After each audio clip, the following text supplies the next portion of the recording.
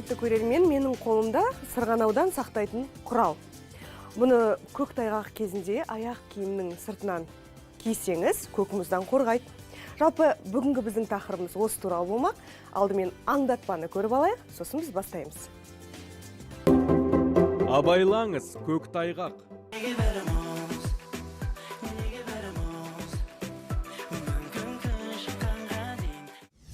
Мұзға құлап аяғын сындырған Айнагүлдің мұңы. Жолда тайып қаладым. Травматологтың айтар өз кеңесі бар. Мысалы жауап ерейді, қайтқан мұз болып қатып қалады. Өзен ішінен тәртіп сақшылары кімді аман алып шықты? Жыл 12 айдың бір айында ғана жұмыс істейтін кім? Қыс мезгілінде ғана өзі желтоқсан айында ғана болатын дүние ғой бұл. Мұздай суға түсудің пайдасы бар ма?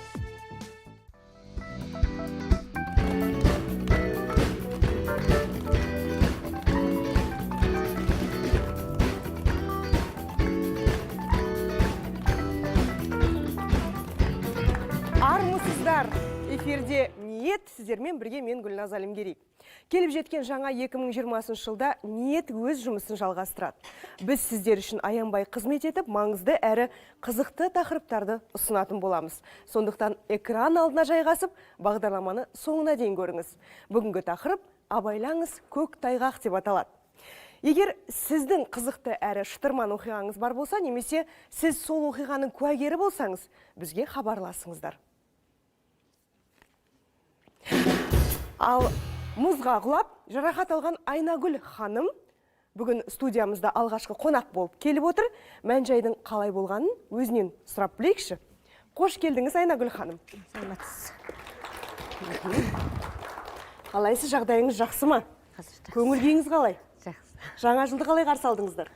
Жақсы. Алдымен сіз жайлы ақпарат біліп алайық. 2020 жылдың 4 қаңтар күні алаңсыз үйінен шығып, жұмысқа бағыт алған Айнагүл кенет мұзға тайып жығылып, аяғын қайырып, сындырып алады. Жолда тайып қаладым. Бір кісіге көмектеспекші болды, ол кісі тұрғыза алмады. Айнагүл ханым, бұл оқиға қашан болды? Бұл оқиға 4 қаңтар күні.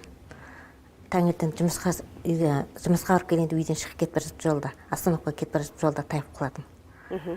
Сосын мен айқалап жан-жағыма кісілерге көмектесіңіздер, тұра алмай қалдым деп.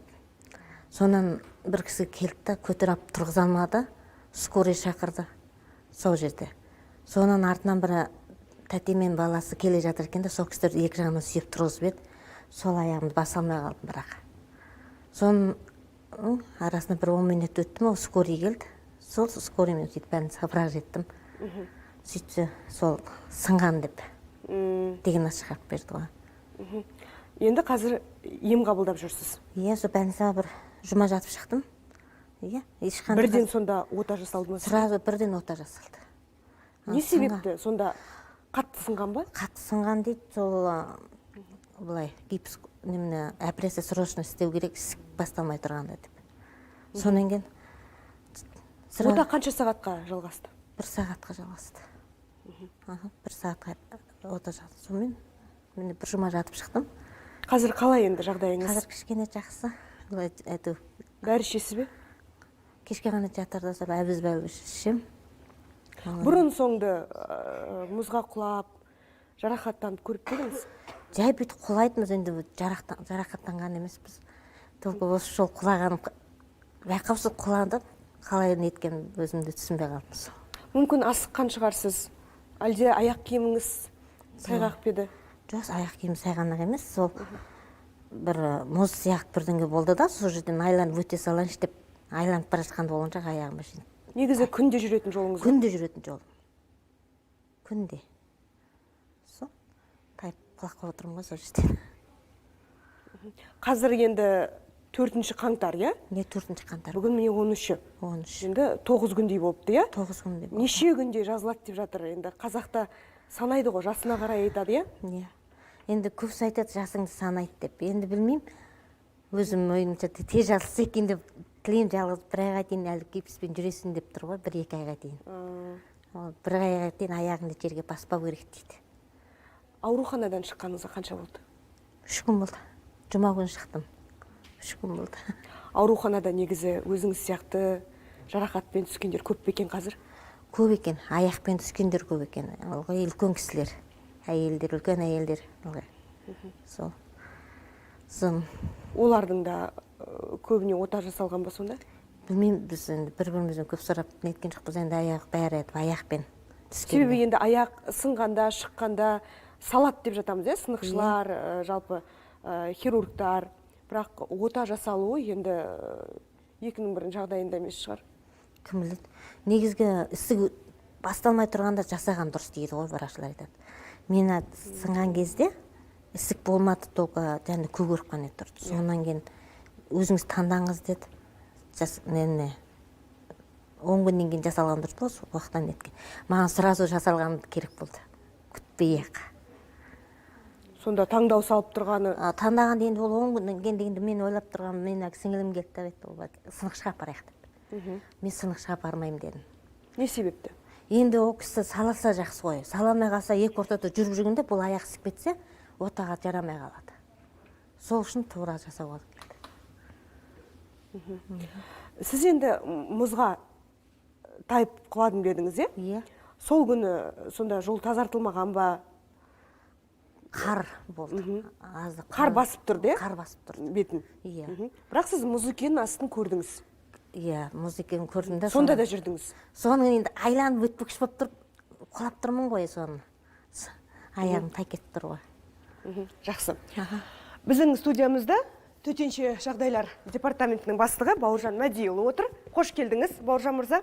Ал негізі бұндай жағдайлар бізде қазір көп кездесіп жатыр.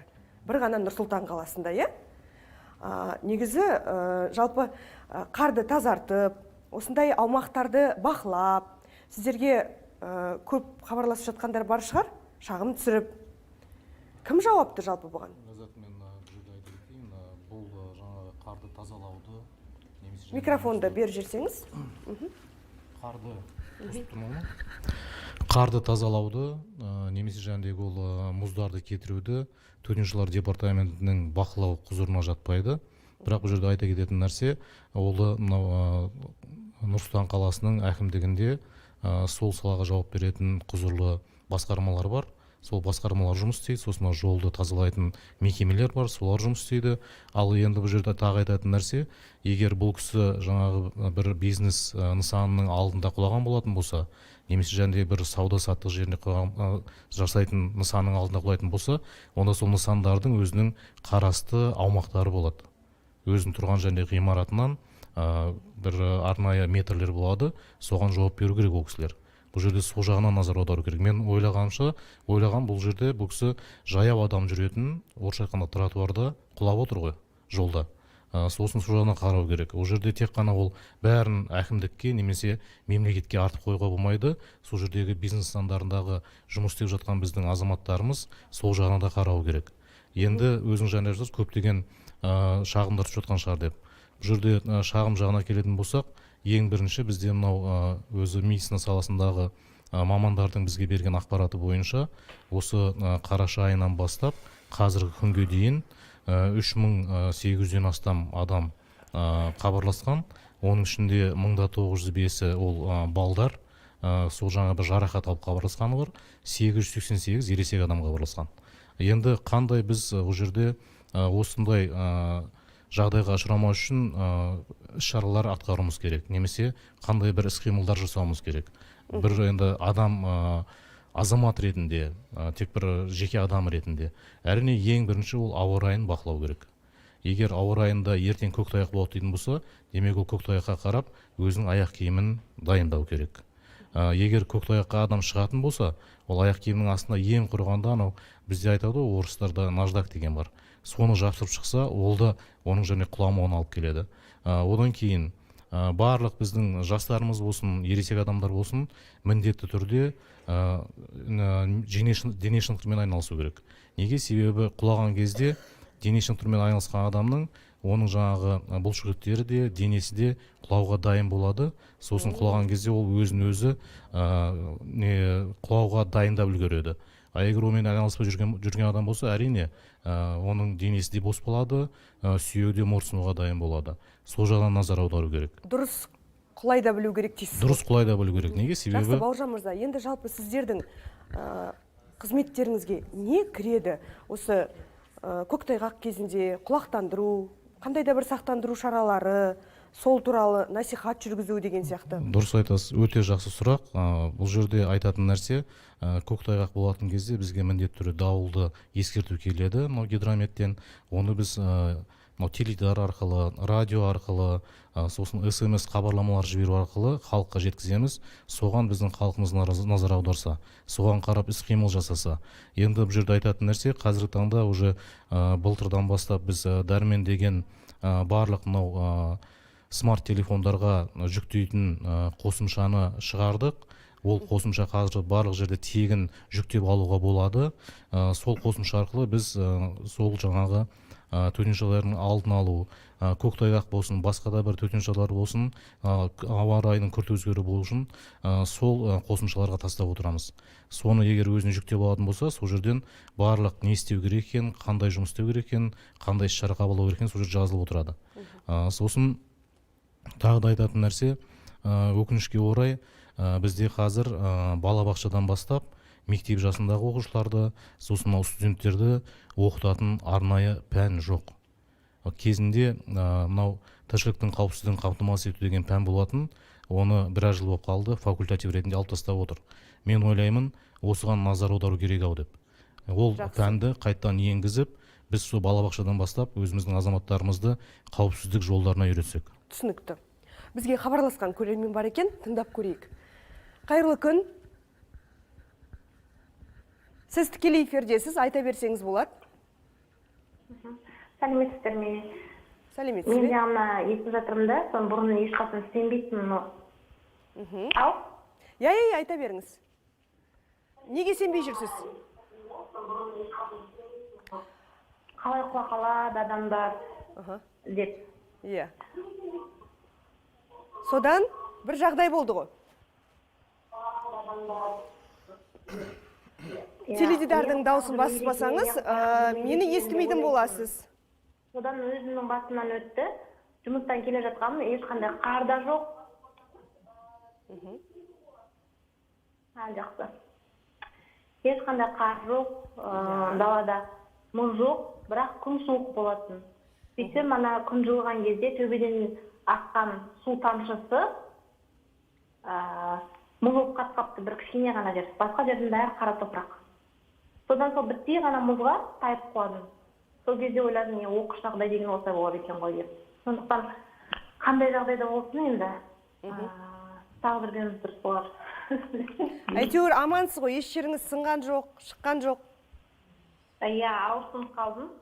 Қайта ешқай жерім сынған жоқ, Аллаға шүкір. Сол кезде ғана ойладым, оқыс жағдай деген Кез келген жағдайда болуы мүмкін дейсіз ғой. Жақсы, абай болыңыз, аман жүріңіз. Рахмет хабарласқаныңызға. Ал біз Айнагүл ханым, сізге қайта оралайықшы. Сіз жаңа айттыңыз, сынықшыға барғым келмеді дедіңіз, е? Әпкеңіз негізі кеңес берді. Сіңілім. Сіңіліңіз. Біздің сарапшылардың арасында Мерей мырза отыр, бұл кісі сынықшы. Алдыңызға үлкен кісілер көп келе ма, Мерей мырза? Саламатсыздар ма, құрметті. Жалпы айтайын деген, ол осы Нұр-Сұлтан қаласында осы сынықшы болып жүргенмен енді 5-6 жылдың маңайында болдым. Бірақ енді жалпы осында апайлар келіп тұрады. Апайлар да, үлкен адамдар да, жастар да, көптеген адамдар келеді. Енді ол жалпы енді келіп тұрады адамдар. Көбіне жаңа Бауыржан мырза айтқандай, дұрыс құламаудың салдарынан шығарып алады, сындырып алады, дене мүшелерін. Ол да мүмкін енді. Көбіне аяқ па? Жалпылама айта алмаймын. Аяқ та келеді, қол да келеді. Бұлай енді әртүрлі жағдайда болатын нәрсе жоқ. Енді жаңа Айнагүл ханымның жағдайында ота жасатпаса болмайды екен. Сондай кезде сіздер де айта аласыздар ма, сынықшылар мысал үшін сізге дәрігерге бару керек. Мен мынау қолымнан келмейді деп. Кейде сондай бір сондай тоқтамыс болады. мысалы сізге операциямен жасалу керек деген не бересің, ұсыныс бересің. Мына нәрсе мысалы мынандай нәрсе бар да, ол сынықшы деген. Істеген, істесең сауап үлкен, ол жақсы бата аласың, жақсы алғыс сөз айта аласың. Істей алмасаң, ол кішкене адамға зияны тимеу керек та, басқа адамға. Сол үшін оны сілтеме жібересің. Больницаға барып көріңіз, сінемек жасаңыз, қолдан келгенше жаңағы кеңес алыңыз, дәрігерлер бар деген қоғамда. Сондай ұсыныстар болып тұрады. Түсінікті. Қыс айларында мұздан тайып құлап, жарақат алғандарды ең әуелі травматологияға апарады. Ондағы дәрігерлердің емі мен берер кеңестер қандай? Оны шағын жарнамадан соң білетін боламыз. Экраннан алыстамаңыздар. Травматологтың айтар өз кеңесі бар. Мысалы жауап ерейді, қайтқан мұз болып қатып қалады. Өзен ішінен тәртіп сақшылары кімді аман алып шықты? Жыл 12 айдың бір айында ғана жұмыс істейтін кім? Қыс мезгілінде ғана өзі жаңағы желтоқсан айында ғана болатын дүние ғой бұл. Мұздай суға түсудің пайдасы бар ма?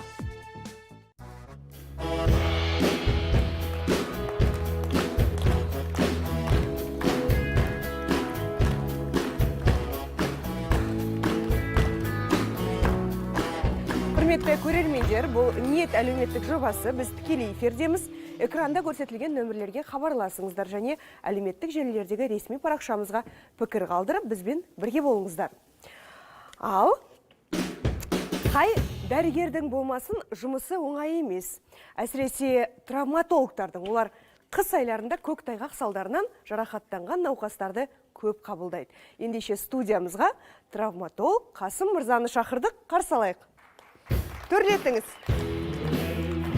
Келіңіз.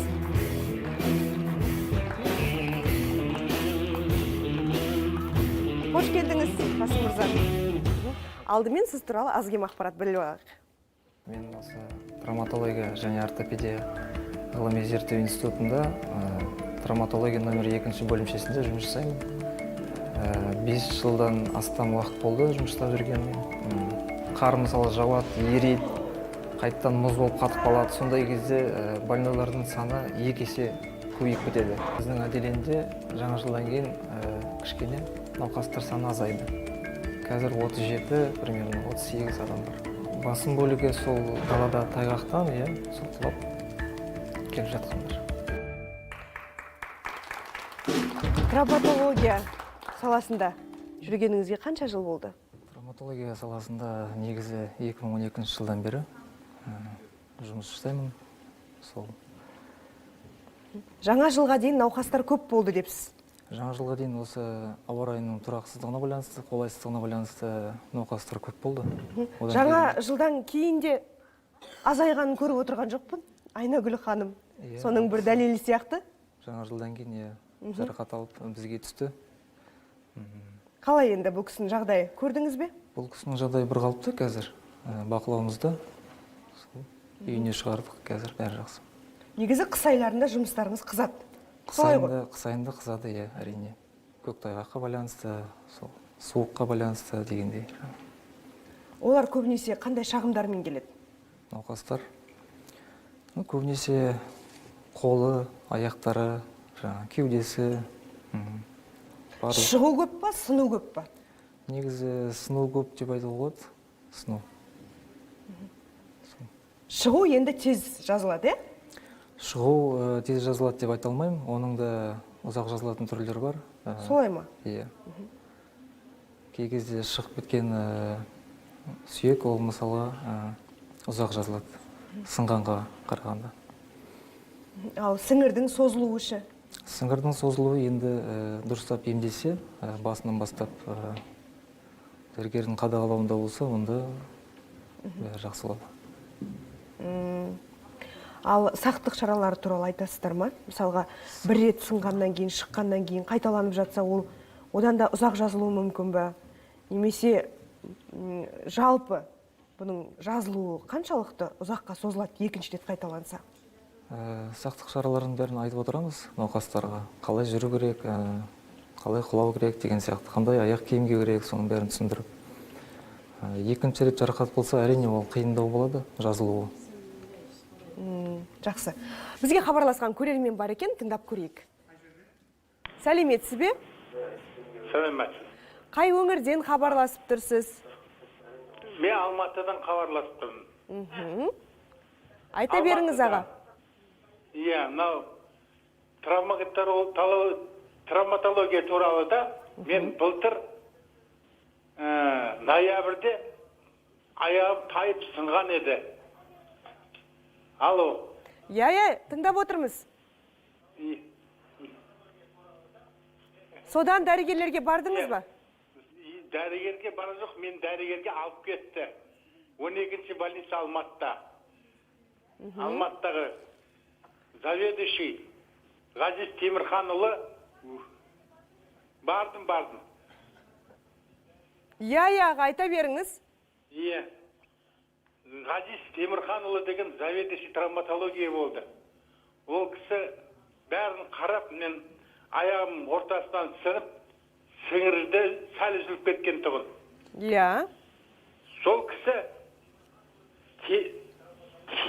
темір салып, жөндеп, боңдап, қазір енді ол темірді алып тастады 7-ші больницада Арнат деген заведующий. Оларға бәріне алғысымды білдіргім келеді, рахмет айтқым келеді. Қазір жағдайыңыз жақсы қоған? Иә, мен бақытты болсын. Сосын травматолог Құдайға шүкір қазір темірді алып тастады. Бәрі жақсы. Билеуге де шамам бар. Өзім жасым 70-ке келген. Соны жақсылап өңдеп, жасап бергенде тағы да алғысымды айтып, аманшылық, бәрімізге халыққа аманшылық тілеймін. Жақсы аға, рахмет. Ойламаған жерден, менде ойламаған жерден болған зат бұл. Өзім салмағым үлкен болғасын, байқамай тайып кетіп, сындырып алғанмын. Сол аяғымда. Аға, ауырмаңыз, ешкім әдейілеп сындырайын, шығарайын деп құламайтын шығар, Аман болыңыздар, бәрі жақсы болсын. Абай болыңыз, аға. Рахмет хабарласқаныңызға. Қасым мырза, сіз травматологсыз. Сіздің сынықшыларға деген көзқарасыңыз қандай? Сынықшыларға деген көзқарасым, қалай айтсам екен, нейтрально деп айтайын ба? Не ары емес, не бері емес дейсіз ғой? Сынықшылардан көрген ондай жамандық ештеңе көрген жоқпын. Өзіңіз барып көріп педіңіз өміріңізде? Өзім барып көрген жоқпын.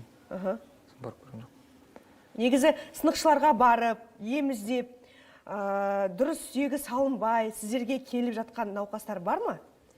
Енді ондайлар болып тұрады арасында. Арасында сондай рентген зерттеулер болмағасын, көре алмағасын, бірнеше күн өтіп кеткеннен кейін, мысалы сүйегін салғаннан кейін бақыламағасын, сондай жағдайлар болып тұрады деп ойлаймын.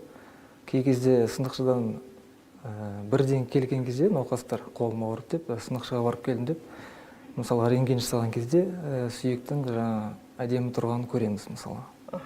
Біз тек біздің жұмысымыз жаңа байланған шүберектің сыртынан гипсті орап қою. Мерей мырза, ал сізге келген науқастар емделмей, шағым айтып кететін кездер бола ма? Мынауың дұрыс болмады, дәрігер ұрсып жатыр деген сияқты. Көпшілікте енді қоғамда көпшіліктің арасында өмір сүргеннен кейін ондай адамдар да ондай кездейсоқ болып тұрады. Бірақ енді жалпы енді қолдан келгенше салуға әрекет жасаймыз. Біз енді біздің көзіміз рентген емес, біздің қолымызбен сеземіз да. Сынықшы деген өзі сондай бір ежелгі уақыттан келатқан бір ата дәстүрдегі бір сынықшы ұстанымда осы. Соны ұстанып келатқан, ұрпақтан ұрпаққа жалғасып келатқан осы іс. Ол сынықшы деген, мен туғаннан сынықшы болам демейді. Ол жаңағыдай бір атадан дариды. Қасиет қой, берілетін. Сол қасиетте енді ол жаңағы біз ұстағаннан бір сәтті, ол адамның ниетіне байланысты. Келген адамның ниеті дұрыс болса, намерениесі ғой, жаңағыдай бір орысша тілмен айтады намерение. Сол ниеті таза болса, осы сынықшы істеп беретін осындай сенім атқарса, яғни сеніп келу керек дейсіз ғой. сеніп келсе, ол сүйекке өзіміз де талпынамыз. Бізде андай мына арқа бар ғой, арқамыз бар, арқа болады сынықшыларда, қасиетті сондай. Ол соны мына термен терлеп, кәдімгідей бір анаған бір күшті несіне кіресін сүйекке. Сонда сезіп тұрасыз, иә? Сезіп, жаңағы сүйектің буының өзінің жаңағы бір салуы бар, әдісі, өзінің несі бар, соған кіресін да бір неге. Жаңағыда оны айтып жеткізе алмайсың, оны түсіндіре алмайсың, айту қиын ол. Ана кез келген кетіп бара жатқан адамды, Мерей мырза, ананың ана жері сынық екен, ана жері қисық екен деген сияқты бір сезімталдық бір қасиеттер бола ма? Алыстан сипамай тұрып. Жоқ, ондай айта алмаймын.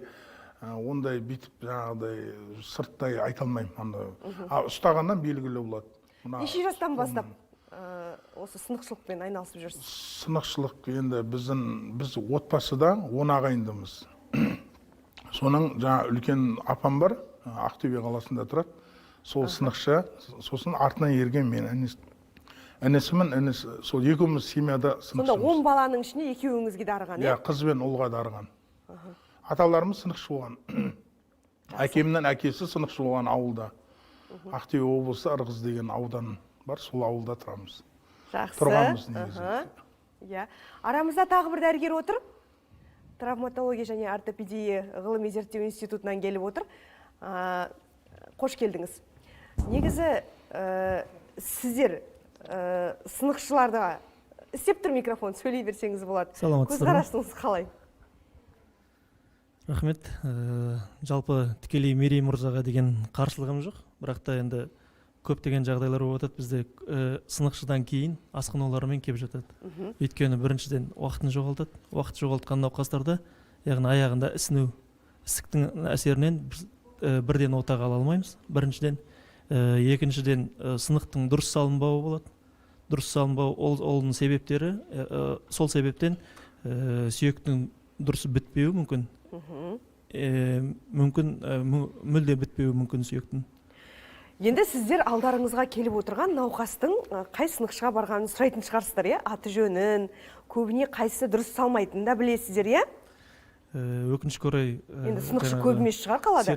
Сертификат жаңағыдай бір жеке клиникасы болмағандықтан енді біз дәп басып айта алмаймын. Болмаса жаңағы қолына ұсыныс қағаздарын жазып бермеген соң көбінде науқастар өкініп келіп жатады. Өкініп келгеннен кейін олар есімін жасырып жатады. Иә. Шынымды айтсам, нақты білмейді екен ол туралы. Мына жерде мынандай сынықшы жұмыс істейді деген туралы. Сонда сіздің ойыңызша сынықшыдан гөрі арнайы маман травматологқа келіп емделу керек, көріну керек. Қазір 21-ші ғасыр заман дамыған, қазір елімізде Құдайға шүкір, тегін медициналық көмек деген бар. Шұғыл түрде, бәрі тегін түрде көрсетіледі. Ешқандай күтудің қажеті жоқ. Бірден дәрігерге жүгіну керек. Ол жерде бүкіл заманауи түрде зерттеп, тексеріп, науқасқа толық диагноз қоя аламыз. Жақсы. Айнагүл ханым, мен сіз қуанышты шығарсыз дәрігерге барғаныңызға, иә? Конечно, қуанышты. Бірден? Иә. Жақсы. Бізге қоңырау шалған көрермен бар екен, қабылдап көрейік. Қайырлы күн. Қай өңірден хабарласып тұрсыз? Өзіңізді таныстырып өтсеңіз. Алматы облысы Талғар қаласынан. Тұрлыкеев Бекжан Шарқан іштеген. Ал, айта беріңіз. Мен 3 ай бұрын өкше сүйегім сындырып еді, травматолог врачқа. Иә. Сұрағыңыз бар ғой енді? Сол әлі аяғымды жөнді баса алмай жүрмін да, операция жасалған, спиц салынған болған. Дәрігерге қаралдыңыз? Спицы алынды, енді мен қанша уақыт Алматы көпсалалы больницасына. Жақсы, желіде болыңызшы, осы жерде Қасым мырза, Дос бол мырза, мүмкін сұрағыңыз бар шығар, қашан құлады, қай кезде, қандай дәрігерде қаралып жүрсіз деген сияқты сырқаттанып қапты. Спицы салынған. Спицасы қай уақытта алынды және қанша уақыт жаңағы иммобилизация дейді, гипспен жүрді, сол сұрақ. Реабилитация туралы тоже айтып кетсе. Естіп отырсыз Спица алынғаннан кейін реабилитация қалай қабылдадыңыз? Спица 42 күнде алынды. Операция жасалғаннан. Иә. Сіз содан кейін дәрігерге бардыңыз ғой, иә? Қаралдыңыз ғой, көріндіңіз ғой? Барып жүрмін, бірақ сол әлі аяғым жөнді болмай жатыр. Может, сынықшыға барсам ба деген сұрақ бар да менде. Мерей мырза, не істесек болады? Жалпы мына операция болған сүйекті сынықшылар алмайды.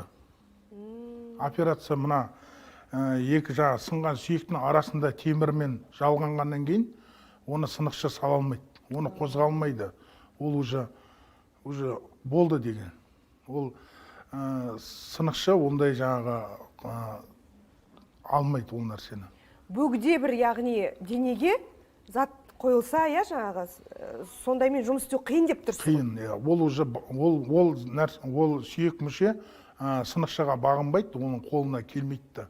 Ол жаңағыдай бір операцияның алдында қолданатын нәрсе сынықшы.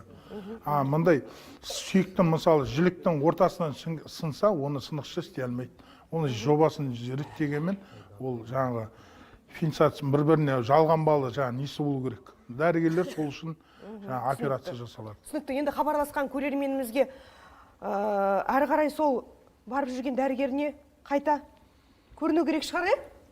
Әрине, емді жалғастыру керек. Бірінші кезекте ол реабилитация, операциядан кейін реабилитация, міндетті түрде реабилитация болады. Ол сүйектің біту уақыты, ол сынықшыға барсын, мейлі ол сүйек өздігінен бітсін, мейлі отамен бітсін, ол сүйектің біту уақыты өзгермейді. Сол себепті оның өзіндік периоды бар. Сүйек біткеннен кейін өзінің реабилитациясын толық курс алған жағдайда ол науқаста бәрі жақсы болады деп ойлаймын. Негізі бұл кісінің шағымы дұрыс, иә, бұндай болып тұрады ғой. Әрине, ол сынықтың түріне байланысты, ол жаңағы унтрусуставный дейді, яғни буын ішілік сынықтар болса, өте күрделі сынықтар болса, ол сынықшының да, ол дәрігердің де қолынан келмейтін қиын жағдайлар болады. Бірақ ол бәрі біткеннен кейін реабилитация курсын толық алу керек. Түсінікті, жақсы, рахмет жауаптарыңызға. Енді бізге травматологтан ем ала алмай, керісінше сынықшыдан шипа тапқан алматылық Болдығыз Тұрысбек скайп арқылы байланысқа шығып отыр. Қосып көрейік. Сәлеметсіз бе? Сіз бізді естіп отырсыз ғой, ә? Естіп отырмын. Көңіл күйіңіз қалай? Ал, сіз енді бір өлімнен аман қалдым деп айтыпсыз редакторларымызға. Оқиға негізі қалай болды? Оқиға 2018 жылы 28-ші желтоқсанда болды. Мен Рубежкеден шыққам, жаяулатып Сайран автовокзалына қарай бардық. Сайран автовокзалының алдында жаңағы жүріп бара жатқанбыз. Кішкене көрінбейтін мұз болыпты, ол өзім де байқаған жоқпын. Бардым, потом уже бірден құлап түстім. Өзім де түсінбей қалып, қалай құлағанымды, не себепті құлағанымды. Жан жағы барлық адамдар көмектесті. И ана жерде көзім жаңағы атырақ болып, сондай болып кетті, өзім түсінбедім мүлдем. Одан кейін уже құлап сондай бір нәрсе бір состояние қалып кеттім. Сөйтіп, скорый шақырайық деді, жоқ маған керек емес дедім де, үйге қайтайын осы деп. Мен ертіп кетіп қалғанмын. Уже кешке таман, бірақ ол бір аяғым істемей бастады. Одан кейін ертесі күні уже скорый шақырдық. Скорый шақыртқаннан кейін алып кетті Қамал больницасына, Алматыда. Ол жақтағылар жаңағы ауырып тұрғанды көре тұра өзімді жүгіріп тастады. Еще на алкоголь деп жазып берді. Сосын менің одан бетер жыным келді негізі, неге на алкоголь деп жазып бересіздер деп.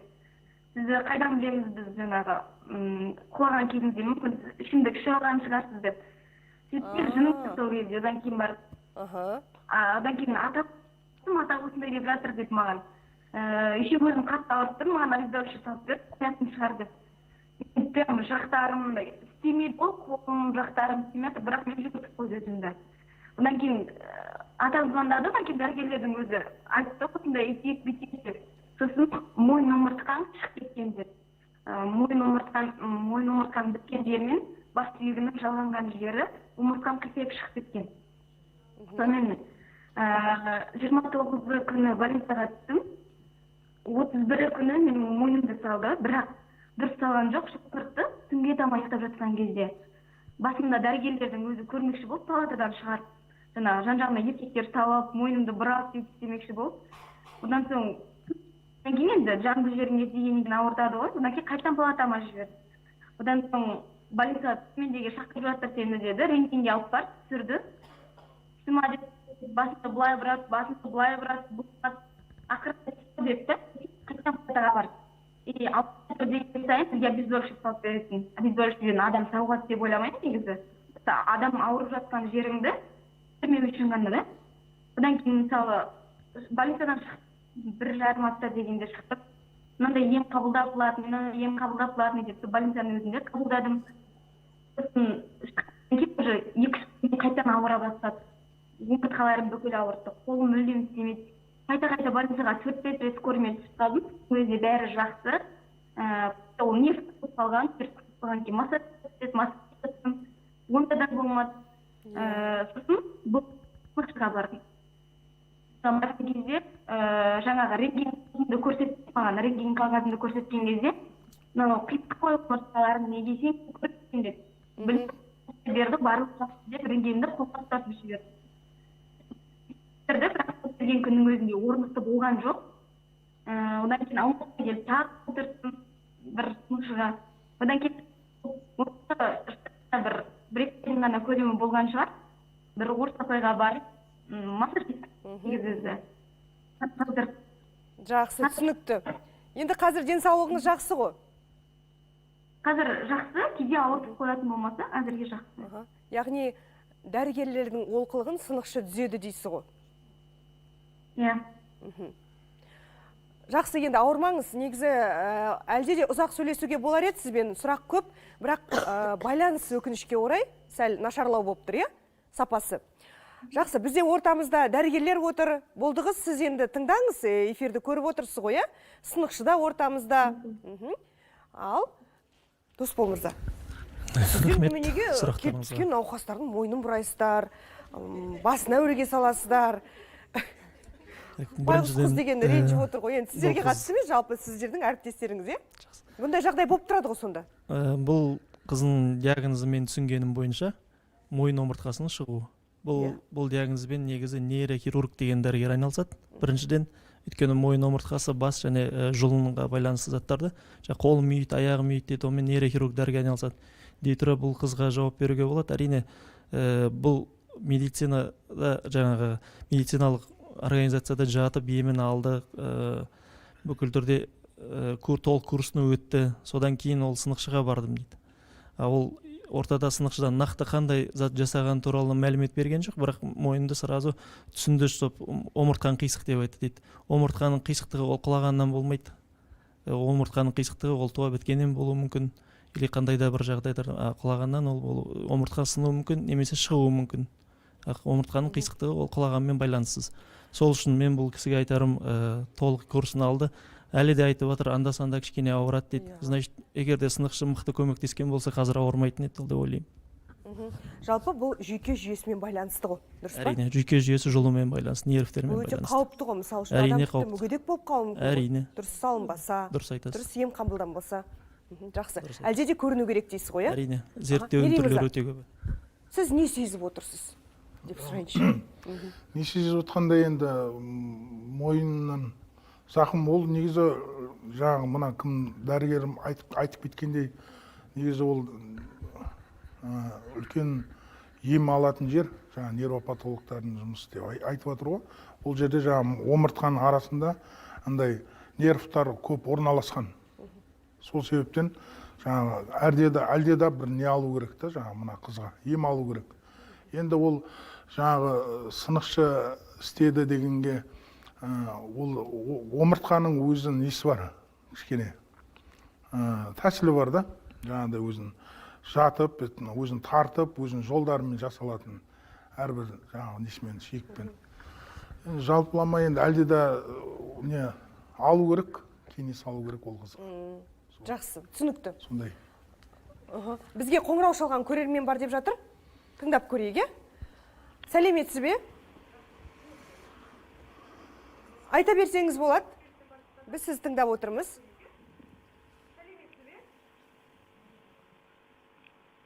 Алло. Иә. Алло, мен ба қосылып тұрған? Сіз. Алло. Иә. Гүлеке, мынау қозғап отқан тақырыбыңызға өте қатты сүйсініп отырмыз. Аха, өте қатты сүйсініп отырмыз.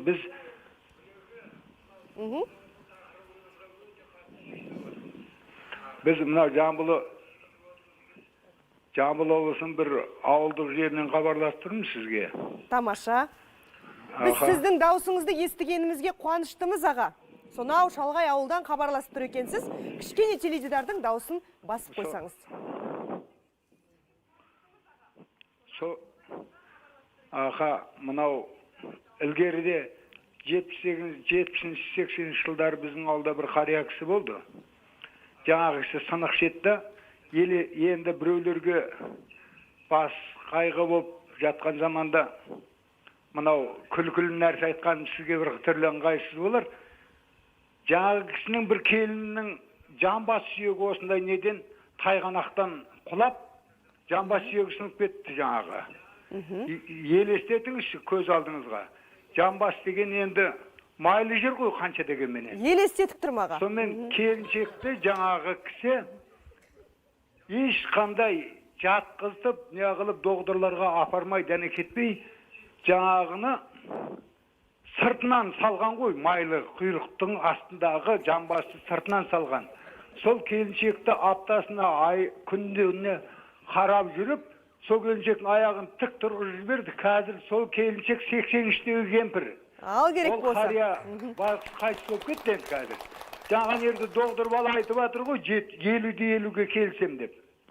Негіз сол бала өте азамат сөз айтып отыр. 50-50-ге келіскенше, себебі сынықшылар деген біз ауылда сразу қалаға жетемаймыз ғой. Сонымен амал жоқ, сынықшыға барасың, жақын жердегі. Сол үшін сынықшыға да бір мезгіл сенген дұрыс. Жақсы аға, рахмет. Дұрыс қой енді. Айтып жатқанның барлығы дұрыс. 80 жастағы Елорда тұрғыны мұзды суға не үшін түседі? Бұл қаншалықты пайдалы? Бұл сұрақтарға жауапты жарнамадан соң білетін боламыз. Арнамыздан ауыспаңыздар. Өзен ішінен тәртіп сақшылары кімді аман алып шықты? Жыл 12 айдың бір айында ғана жұмыс істейтін кім? Қыс мезгілінде ғана өзі желтоқсан айында ғана болатын дүние ғой бұл. Мұздай суға түсудің пайдасы бар ма?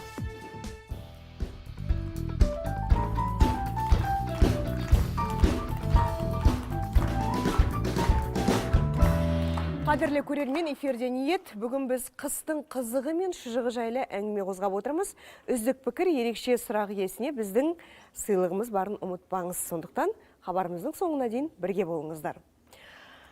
Қасым мырза, сізі сүйектің тез бітіп кетуіне арналған бір құрал бар дедіңіз, сол туралы айтып кетсеңіз? Сүйектің бітіп кетуіне емес, ол жаңағы алғашқы жарақат алған кезде, сол кезде жаңағы сүйек сынғанын білмейсіз, сол кезде жаңағы иммобилизация дейді, сол аяқты, қолды байлап таңу үшін арналған құралдар бұл. Жақсы, біздің редакторлар алып келсін студияға, көрейік. Қандай құрал бұл? Түсіндіріп кетіңіз. Яғни мұзға құладық дейге. Енді бұны қайдан алып шыға қоямыз бұны? Жоқ, бұл енді айтып тұрған. Қасымызда үнемі жүрмейді ғой. Бұл ауруханада, жедел жәрдем көмекшілерінде болатын құралдар ғой. Ал негізі далада құлаған кезде ондай болмаса жан-жағына қарап жаңағы. Мынадай құрал кімде бар екен деп па? Жоқ, қолда бар нәрсемен жаңағы ағаштар, тақтайшалар жаңағындай қорап дейді, жерде не бар, жаңағы адамдарды шақырып, көмекке шақырып, иммобилизация жасау керек барынша. Жақсы, біздің Абылайға кигізіп көрсетіңізші? Кигізіп көрсетіңіз. Райымбекке. Мынау тізе аймағының жарақаттарына арналған. Астан киіктің.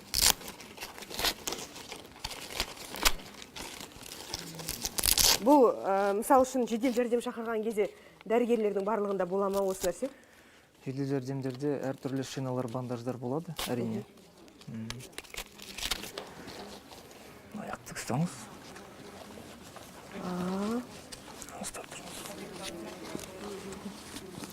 Бұл дүкендерде сатыла ма? Бұл дүкенде сатылады, жаңағы операциядан кейін, кейбір операциялардан кейін жаңағы сүйектің бір қалыпты тұрған жағдайлар болады. Сондай кезде осындай шиналарды қолдануға болады. Гипскер емес кезде. Айнагүл ханым, сіз осындай арнайы бандаж киіп пе едіңіз аяғыңызға? Киген жоқпын. Жедел жәрдем келген кезде алдымен не істеді? Жедел жәрдем келген кезде олар маған не қойды былай? Гипс сияқты ағашпен, марылмен орап, солай қозғалтпай. Иә. Қоямыз. Доспол мырза, Айнагүл ханым енді ауруханадан шығып отыр ғой. Негізі мынадай сүйек тез бітіп кету үшін мынандай құрал кию керек пе? Бұның түрлері өте көп. Бұл Айнагүл ханымның жаңағы сынығына байланысты бұндай бандаждар керек етпейді. Қарапайым гипс жеткілікті. Ал тапта осы гипспен жүрсе, сосын толыққанды жаңағы қимылға кіріседі. Негізі маманның ғана айтуымен кию керек, е? Әрине, маманның кеңесімен бетінше? қабылдау. Өз бетінше ем қабылдау ол дұрыс емес деп. Олар жаңағы қолдануда ыңғайлы, жаңағы айтып отыр, гипстен кейін, мысалы бір ай өткеннен кейін ыңғайсыз болса гипс терілейді десе, сондай кезде жаңағы осындай специальный ортопедиялық бандаждар қолданылады адамдар. Сол дәрігердің жаңағы қадағалауында дәрігер өз ауыстыруы мүмкін осындай бандаждарға. Мынауға жерге арналған? Мынау жаңағы білезік аймағының жаңағы жарақаттарына арналған. Кезіп көрсем. Мына жер бірінші сасақ салдыңыз. Келді ме? Бұл да жаңа құлағаннан кейін өйстіп кигізіп қояды. Бұл да енді бұндай ауруханаға жеткенше адамдар өз бетімен келсе бұндай болмайды, әрине. Өздері жаңа тақтайшалармен жаңа қолдан жасалған иммобилизациямен келеді. Қалай сезініп отырсыз өзің Драймен? Қозғалмай деген. Мына бұғынды қозғалтпау үшін жаңа тыным беру үшін. Жақсы. Ал өзіміз үйде мысалы үшін кейде бір аяғымыз, қолымыз ауырсынатын болса, тартылатын болса, киіп алсақ бола ма? Дәрігердің консультациясын алып, сондай показания болса, әрине болады. Түсінікті. Жақсы. Қала тұрғындары мұзға құлаған бойжеткенге көмектесе ме? Әріптесім Шырайлым Оспанова дайындаған экспериментке назар аударайық.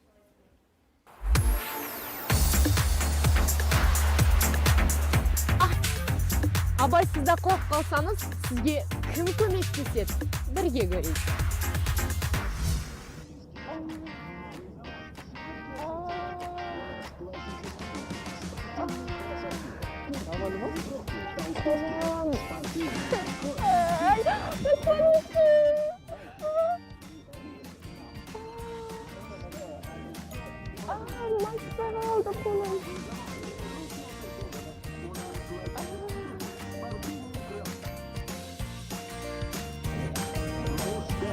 Реакциясын көрдіңіздер ма?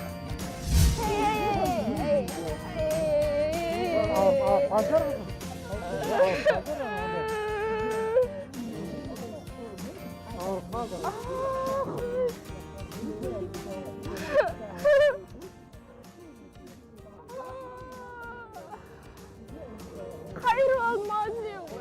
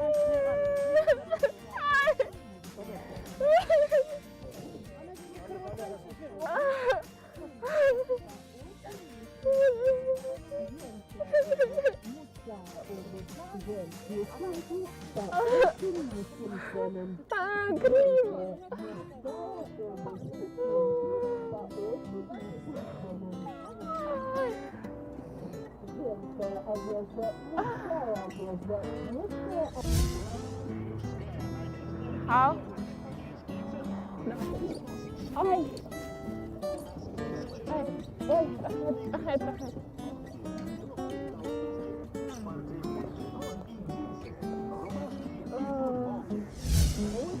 Ай. Ай.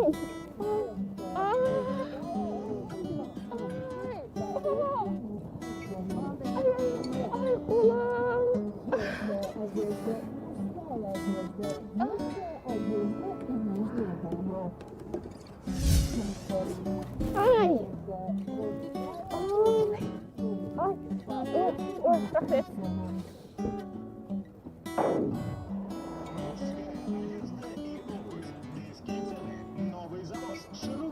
Ай.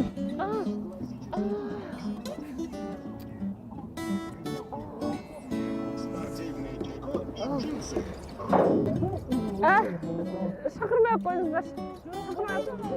Шақырмай ақ қойыңыз. Бұл скрытая камера. Қолымды ақ қойыңыздар. Негізі менің әріптесім Шырай, адамдар көп шоғырланған жер Нұр-Сұлтан қаласында, базардың айналасында жүр. Енді көріп отырсыздар, иә? Адамдар түрлі-түрлі. Бірі көмектесті, біреу мысалға өтіп кетті деген сияқты. Енді адамдар енді қазіргі күні көбіне осы көмекке келуге жақын ба? Әлде расымен сіздерге мысалға араларыңызда бар ғой, өздеріңіз де мысалы жүргінші болып өтесіздер. Көбіне не деп жатады науқастар келіп түскен? Көмектесті, көмектеспеді, немесе өздері телефон шалып жата ма? Айту бойынша аялдамаларда құлап жатқан кезде адамдар қасынан өтіп кетпейді, көтеріп жаңағыдай жедел жәрдем шақырып отырады. Жаңа айтқандай базардың қасында құлайтындар көп, жаңа адам көп шоғырланған жерлерде. Сол. Жақсы. Елордада сергек клубы бар, соның бір мүшесі біздің студияға қонаққа келді. Ендеше ортаға Талғат мырзаны шақырайықшы. Қарсы алыңыздар. Келіңіз, Талғат мырза. Жайғасыңыз. Қош келдіңіз. Саламатсыз ба? Ассалаумағалейкум. Сіз сергек клубының мүшесі екенсіз. Иә, дәл солай. Сергек деген клуб туралы ақпарат біліп алайықшы, әйтпесе мен басқа дүниені елестетіп кеттім да. Біз негізі клубымыз 60 жылдан бастап жұмыс істеп жатыр. Біз негізі суға түсеміз қыста. Жақсы, көріп алайық. Мен есімім Талғат, тегім Қалықов, Қызылжар қаласының тумасымын. Осы біздің сергек клубымыз, суға түсеміз. Әр сенбі жексенбі сайын дене шынықтыру, бірінші жүгіреміз, сосын суға түсеміз. Айналып келгенде негізі біздің осы клубымыз 60-шы жылдардан бастап жұмыс істеп жатыр. Қазір мүшемізде бір 300 адамдай бар. Мен ең бірінші түсіп көргеннен кейін өзім сездім, онда жөтелу деген ондай жоқ болды да. Сосын кісілерден сұрадым, олар айтты, ол судың арқасы деді. Енді түсіндік қой. Әйтпесе сергек деген біз анау көлікпен келе жатқанда түсіріп тұратын камералар ма деп әбден шошып қалғанбыз ғой. Жақсы. Негізі енді Айнагүл ханым қыстың шыжығын көріп, сәл денсаулығына енді бір нұқсан келіп тұрса, сіздер мысалға қыстың керісінше қызығын көріп жүрсіздер. Біз негізі көбі жаз күтеді ғой. Біз қысты күтеміз де. Жазда арамызда үлкен кісілеріміз бар, 80-нен асқан кісілер бар. Олар өздері айтады, біз жазда ауырамыз дейді, қыста ауырмаймыз дейді. Судың арқасында дейді. Сонда сіздер боранды күндері, көк мұз болған күндері қуанатын шығарсыздар, е? Біз аязды күтеміз, аяз күн жақсы болады. Негізі су қатпайды да, 3-4 градус жылы болып тұрады, негізі. Қойыңызшы? 3-4 градус су қатпайды. Негізі су қататын, ол 0 градуста қата бастайды су. Ол су қатпайды, сол аяздарда су бізге жылы сияқты көрінеді. Ал енді осы клубқа мүше болғаныңызға қанша жыл болды? Мен негізі 10 жылдан асты суға түсіп жүрген. Мен өзім негізі Қызылжар қаласының тұрғыным. Сонда бастағам, сосын Астанаға көшкеннен кейін осы клубты тауып, содан бастап түсіп жүрміз. 10 жылдың ішінде ауырып көрдіңіз жоқ, бе? 10 жылдың ішінде әлі бір тұмау ондай болған емес. Сіздерге мұзды ойып беретін кім? Өзіміз. Жаңа көрдік қой видеода. Жоқ, біз негізі өзіміз жиналамыз. Біздің клубымыз сенбі жексенбі ғана жұмыс істейді. 11-ден 2-ге дейін. 11-де еркектер жиналамыз бәріміз, мұзды оямыз бірінші. Мұзды ойып дайындаймыз. Сосын жүгіреміз. Парктың ішінде жүгіріп шығамыз. Шешініп тастап па? Шешініп тастап 2-3 километрдей. Денені қыздырып аламыз. Дене қыздырғаннан кейін сосын суға түсеміз. Өтіп бара жатқан кісілер біртүрлі қарайтын шығар сіздер. Бәрі біледі, қосылады көбі. Көреді, мен боламын, болады жүріңдер кетті деп қосылып. Сөйтіп қосылып кеткендер бар ғой. Қосылып кетеді. Мүше болып клубқа. Көбі солай көреді. Ал сіз өзіңіз кімнен көріп бұл қызға бастадыңыз мұзда сүңгуге? Мен негізі айттым, Қызылжар қаласында. Қазақтар Қызылжар дейді, орыстар Петропавл дейді. Сол Қызылжар қаласының мүшесімін. Сонда көрінді бірінші. Көрінді, қосылып кеттім. Ал отбасы мүшелеріңіз бар ма? Бар, Сізбен бірге бар. сүңгіп жүрген? Иә, бәрі. Бәрі? Иә, әкем түсті, шешем де түсіп көрді. Балалар ше? Балалар бастады негізі, кішкентайды. Бізге келетін негізі 5 жастан бастап келеді. Бітті балалар 5 жастан бастап қабылдаймыз. Бастапқы кезде ауыратын шығар? Жоқ. Ақырын біз бірінші аяқтан бастаймыз, сосын ақырын көтерілеміз. Үйретеміз балаларды. Негізі 5 жастан бастап үйретеміз. Оған дейін керек емес, 5 жасқа дейін керек емес, ерте әлі. Ал енді сіздер сол аязды күнді күтесіздер ме, әлде күнделікті барып түсе бересіздер ме? Біз жалпы жыл бойы түсе береміз есілге. Жыл бойы. Күзде де түсеміз, көктемде де түсе береміз. Қай уақытта басталады? Негізі мұз қатқанда. 1 желтоқсаннан бастап негізі мұз қатады, содан бері бастаймыз. Есілге тыныштық жоқ шығар, барып қарап, мұзын басып. Иә, қарап, байқап отырамыз, тезірек суық болсын деп, мұз қатсын деп. Тілеп отырасыздар ғой. Соны күтіп отырамыз. Араларыңызда ең жасы нешеде? Ең жасы 5-те, 5 жасты балалар бар. Ең үлкені? Ең үлкені 80-нен асты. 80-нен асты? 80-нен асты, иә. Ал, ол кісі кім екен? Ол кісі Мэл ағамыз бар ортамызда. Мэл аға сол. Ол негізі суға түсіп жүрген 40 жылдан асты ол кісі. 40 жылдан асты суға түсіп жүр. Жақсы, Мэл ағамыз да бүгін студияға қонаққа келіп отыр. Ендеше ортаға шақырайық. Шақырайық. Келіңіз аға. Төрлетіңіз.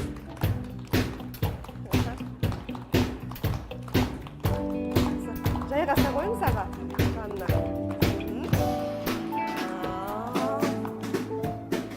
Ағамызды 80-де деп кім айтады, құдай-ау.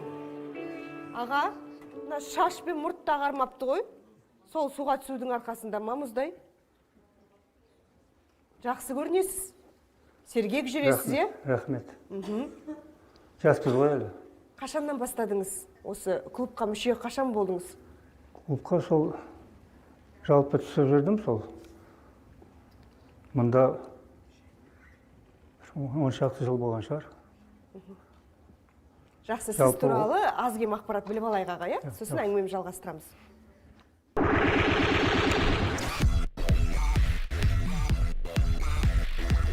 Қақаған қыз, ызғарлы аяз, салқын күн, суық жел. Сергек клубының мүшелеріне еш кедергі емес.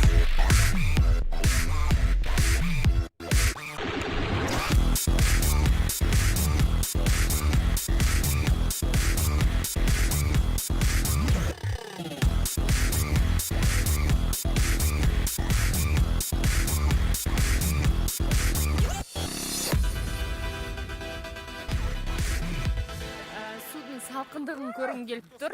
Түсуге жүрексініп тұрмын. Бісміллә. Өтте тастай. Мүмкін емес.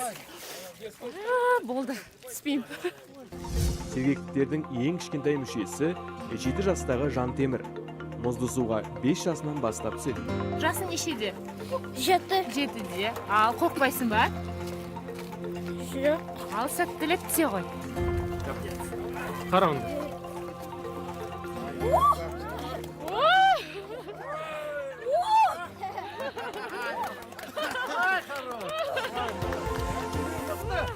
Ал ең үлкені Қарағанды облысының тумасы Мэлс Молдағалиев, 80 жаста. Жаттығу жасаймыз. Адамда кішкене төменгі температурамен күресу үшін адамда кішкене температурный запас болады. кейбіреуіміз гимнастикалық жаттығу жасаймыз. Сосын қызғаннан кейін жүземіз.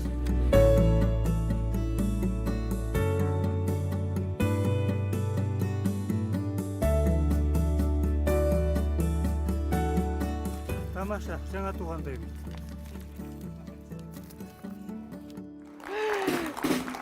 Үш шакай болдық қой, үш шакай дейтін едік қой бала күнімізде. Денеміз біраз тіркеніп.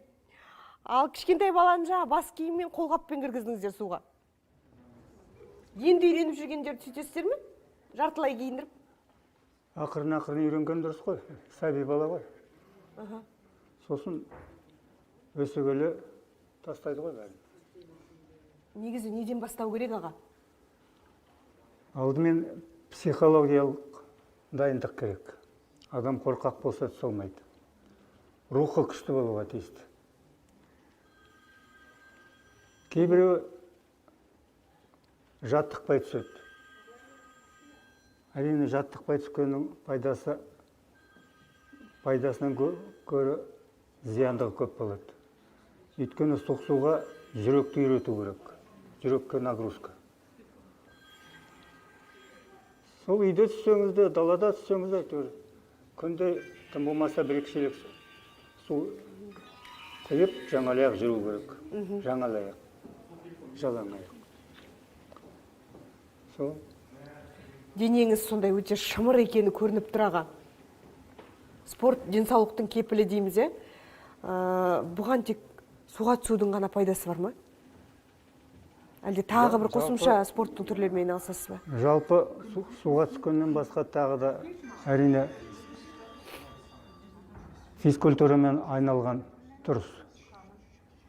Спорт залға бару керек, мен ептеп спорт залға барып жүрмін. Гимнастикамен шұғылданамын. Гимнастика жаттығуларын жасаймыз.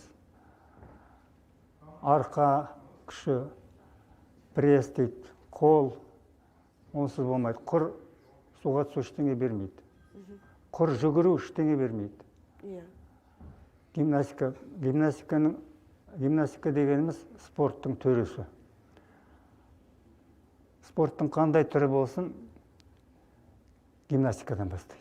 Мен гимнастикадан бастадым, енді қазір тағы гимнастикаға келдім. Негізі гимнастика деп отырғаныңыз жай жаттығулар, е? Жай жаттығу денені созып. Турник, брусья, силовые упражнения. Жай пенсионные движения не нужны. Кәдімгідей жаттығу керек. Ол қандай? Пенсионный движение ох деп бейт. Олна біздердікі шығар, я? Бейт қойып па? Өтірік істеу десеңші. Ағамыздың алып келген несі бар? Негізі гимнастикалық снарядтардың төресі мен алып келген ролик гимнастикалық. Мұна менің жанымда тұрған. Иә. Жақсы, бұны енді жарнамадан кейін көрсетейік көрерменге. Жақсы. Иә, бұның пайдасын. Жол қысқартпақ болған ер адам өзенге түсіп кетіп, өлімнен аман қалды. Оған көмек қолын созған кім? Оны жарнамадан соң білетін боламыз, арнамыздан ауыспаңыздар. Жыл 12 айдың бір айында ғана жұмыс істейтін кім? Қыс мезгілінде ғана өзі жаңағы желтоқсан айында ғана болатын дүние ғой бұл. Мұздай суға түсудің пайдасы бар ма?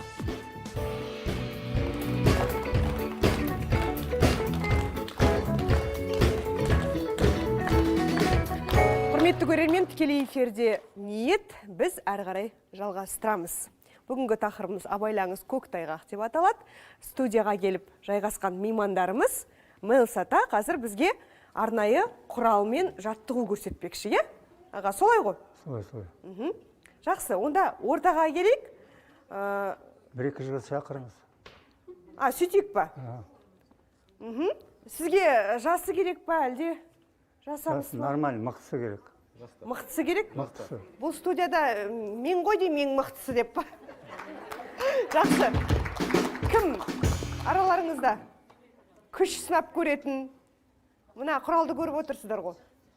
Дайын тұр. Келіңіздерші, қайсыңыз? Мықты деген екі жігіт. Бір-екі жігіт керек.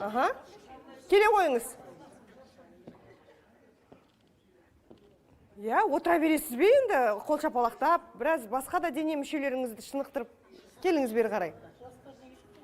жастар келіңдер. Ал, келіңдер, жас жігіттер, не болды сендерге енді? Мен көтерем ба мына құралды? Ал, келіңдер.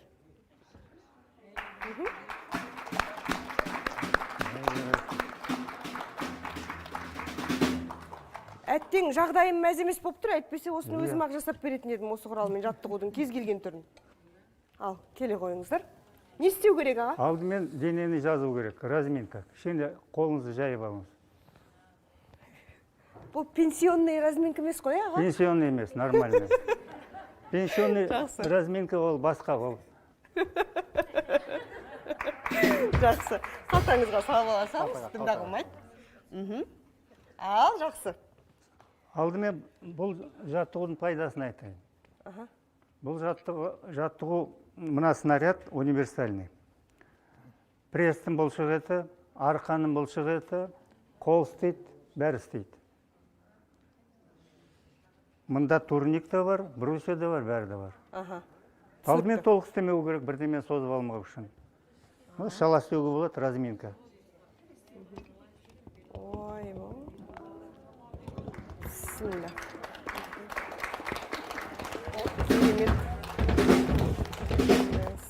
Сосын толық істеуге болады. Ал, кім айтады, ағамыз 80 жаста деп. Тамаша. Ойбай. Сосын демалуға болады, мен бұлай демалам.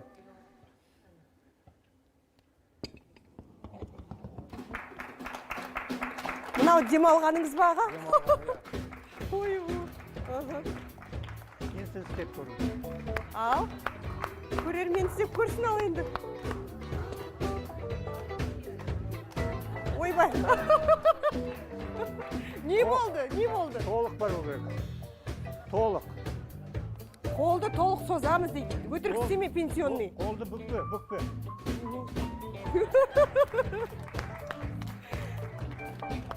Қорқпа, қорқпа. Дәрігерлер отыр ғой травматолог жанымызда.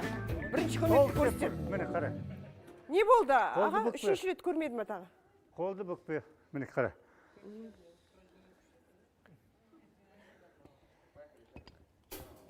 Неге қиын бе екен? Неге істей алмай жатсың? Ағамыз. Көрші ал енді бір. Намысқа тырысып бір. Қолды бүкпе. Дірілдетпей. Тағы. Ой, бұл мына барған сай болмай баратыр ғой. Рахмет. Ой, аға енді, сіз де осыны жасай аласыз ба? Жасайды. Жақсы, тамаша енді, күмәніміз жоқ. Может, жасайды. Көрсін ба? Көрсін. Бір рет көрсет жеріңіз енді. Мүмкін тек үлкен кісілер ғана жасай алатын жаттығу ма деп ойлап қалып жатар мына көрерменіміз.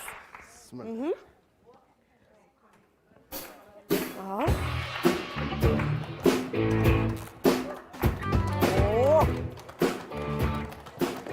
Тамаша.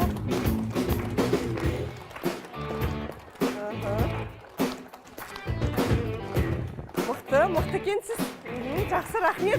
Орындарыңызға жайғассаңыздар болады. Байқауымша енді суға сүңгейтіндердің де күші көп екен, әйтпесе жай малти бере ма деп ойлайтын. Жоқ. Ойнама дейсіз. Қара жаяу емес, морждар. Тамашаға, көрдік, көзіміз жетті. Тамаша, бәрекелді. Келесі қонағымызды шақырайық. Біздің студиямызға шығатын келесі қонағымыз полиция қызметкері Руслан Бүркітбаев. Ендеше қошеметпен қарсы алайық. Таза көрсетсің ба? Келіңіз, Руслан мырза.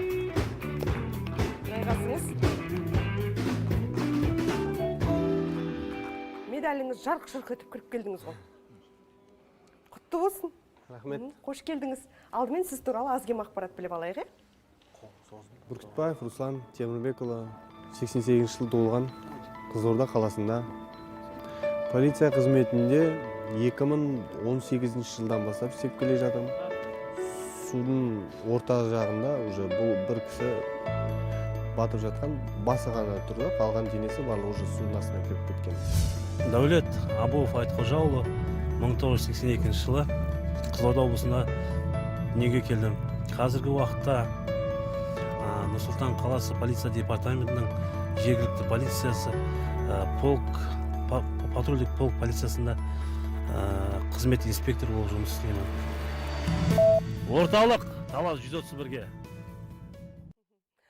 Жұмысының тығыздығына байланысты енді әріптесіңіз келе алмады, бүгін эфирге. Уақыт тауып келгеніңізге рахмет сізге. Ал, сіз негізі патрульдік полицияда жұмыс істейсіз бе? Иә, полк патрульдік полициясы. Мен тек сіздерді жаңағы нені алып алып, микрофондарыңызды. Рация. Иә, рация ма? Оңға қарай алыңыз деп айғайлай ма десем? Иә, басқа да көмекке келеді екенсіздер ғой енді. Қашан болды оқиға, қалай болды? Ол 2019 жылы наурыз айының аяғына қарай уже қыс аяқталып, мұз еріп бастап жатқан кездер. Сол кездерде судың жағаның арғы бетінен бергі бетіне қарай өтем, жолды қысқартам деген кісі, үлкен 57 жылғы кісі. Өтем деп жатқан кезінде мұздың астына қарай құлап бата жаздап, негізі күнде жүретін жол ма екен? Сол қыс бойы сол жолмен жүріп жүрген. Енді Ал сіз қайдан білдіңіз оны? Бізге жүзекке қоңырау шалған, очевидец, көрген адам. Мына батып жатыр деп па? Қазақ ұлттық университетінің артында Есіл өзенінде бір кісі батып жатыр, айқайлап жатыр деп. Сол аралықта қанша уақыт өтіп кетті? Біз ондай ұзағы уақыт создырмай, бір 4 минуттың арасында сол жерге жетіп бардық. Уже барған кезімізде ол кісі уже мұздың шетін ұстап, қолмен ұстап, уже басы ғана көрініп тұр екен да ол кісінің. Әбден мұздап кеткен шығар денесі. Қозғалмайды, уже есін жоғалтқан. Есін білмейді. Ал сіздер айтасыздар, су жып-жылы дейсіздер. Қайдағы жылы? Сөйтіп, барайын десек, бізде де уже кейбір жерлер су мұзды еріп, уже батып кетесің, ол арғы бетіне қарай, ортасына қарай жетем деп. Сол кезде сіздердің де үстеріңізде біраз киім бар ғой енді. Оны шешкенше қанша уақыт кетеді? Көмекке келу үшін. Ондай қатты не болған жоқ. Біз тез-тез уақыт созбай, әр минуттың өзі ондай жағдайларда маңызды болады да. Сосын төтенше жағдай қызметкерлер келеді сол жерге. Оның носилка тәрізді, жіппен байланған, соның үстіне мінеді де, судың ортасына қарай жол алады. Оларға да хабар жетіп отыр, иә? Сонда төтенше жағдайға, иә? Жетеді. Бізде центр деген бар, сол айтады ғой, керек болып жатыр деп. Сөйтіп біз сол кісі ортасына қарай кетеді, сол кісіге қарай. Иә. Сол носилканың үстіне салып, сол батып жатқан кісіні салып, уже біз тартып жатқан кезінде айтады, мұз уже шамалы тартқаннан кейін мұз тағы да ойылып, анау төтенше жағдай қызметкерімен бірге судың астына ол да кетеді. Сөйтіп уже ары қарай істейтін амал болмағаннан кейін қасымда әріптесім, сол Дәулет Абуов, екеуміз сол жаққа қарай жүгірдік уже. Жүгіріп барып қасына жеткен кезімде, уже шығарым деп қасына жеткен кезде, сол Дәулет әріптесім, ол да сол кісіні алып тартып жатқан кезде, ол сол жерде мұзда ойылады да, ол да судың астына батып кетеді. Сөйтіп, маған ең бірінші қасыма жақын болған Дәулет болғандықтан, Дәулеттің артыңғы шалбарын ременінен ұстап, шығарам оны, мұзға қарай, мұз сынбайдау деген жерге қарай тартып шығарам. Кешір. Сөйтіп, шығарғаннан кейін, сосын жаңағы батып жатқан кісі, соны шығарып, бағана төтенше жағдай қызметкер бар, соны шығарып, уже былай қарай сүйреп тартып шығардық та, носилкаға салып, уже жаға қарай. Сонда бірінші Дәулет шығардыңыз, е? Дәулет шығардым, е. Дәулет сосын ана кісін шығарды, е? Ана бағана батып жатқан кісін, сосын екеулеп ана уже шығарып жатқан кезде уже етпетімен жатыр да ана кісі. Етпетімен жатыр, мұздың астына қарай уже басы кетіп жатыр ананың. Судың астына қарай. Сөйлеп жатыр ма, бірдеңе айтты? Жоқ, ол уже есі жоғалып кеткен ғой. Сөйтіп, Дәулет шығарып жатқан кезде басынан ұстап тұрмын, мен шашынан ұстап тұрмын, ол кісінің батып кетпесін деп көтеріп ұстап тұрмын. Сосын Дәулет шығардық, сосын ананың екіншісін шығардық, батып жатқан кісіні. Қошеметтеріңіз. Бұл нағыз ерлік енді. Сол сәтте не ойладыңыз сіз? Өзіңізге қауіп төніп тұр ғой, мысалы, сіз де біреудің бір баласысыз. Сізге үміт артып отыр қаншама бала шағаңыз бар шығар, иә? Ондай кездерде өзін бір ойлау деген сияқты болмайды ғой, бір не болса да ана кісіні шығару да. Тек сол ғана ой болды дейсіз ғой, құтқару. Ол кісі жолды қысқартамын деп өте жолмен жүрмекші болды. Дұрыс емес жермен жүрді, иә? Иә, ол жерде. Ал төтенше жағдай қашан келді бұл сәтте? Лейтенант мырза қозатыным. Бізде қазіргі таңда осы Нұр-Сұлтан қаласының өзінде ғана 43 сырғанайтын жерлер бар. Соның 3-еуі Есіл өзенінде орналасқан. Ал жаңағы өзеннен мұздың үстінен өтетін орындар мүлде жоқ. Ресми түрде белгіленген ондай орындар жоқ бізде. Мұздың үстімен жүруге болмайды. Енді жаңа айтып отыр ғой, наурыз айы болып қалған кезде. Енді қазір айтатын нәрсе, жаңағы 43 адамдар сырғанайтын жердің өзінде, мынау ақпан айының соңында біз олардың бәрін алып тастай бастаймыз. Ол жерде сырғанауға немесе мұздың үстімен жүруге болмайды. Енді егер мынау қарбалас кезіндегі мынау күз бен қыстың арасындағы мұз қату кезінде болатын болса, адамдар ең бірінші өзінің ойында не болу керек?